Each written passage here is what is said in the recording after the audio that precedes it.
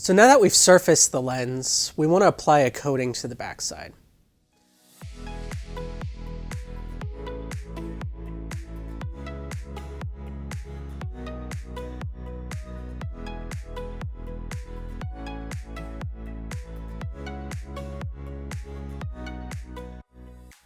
So some materials like poly and high index, after they come off the surfacing line, are soft. And to prolong the life of the lens and to prevent scratching, we apply a hard coat to the back surface. The other reason we want to apply a backside coat here at Chadwick is we do a lot of tinting, and the coating we use on the backside is a tintable hard coat. To do that, we use a machine here at Chadwick that is a spin coater. And what the spin coater does is it picks up the lens, it goes through a cleaning process to remove any dirt or grime off the backside of a lens, then goes into a chamber where the coating gets shot up onto the middle of the lens, and then the lens itself spins really fast. And the spinning helps spread the coating evenly across the backside of the lens into this really nice fine layer. After it spins, it goes into a UV cure, which hardens the coating on the backside, and then you have a fully coated lens, which is now prepped for our edging process and our tinting process.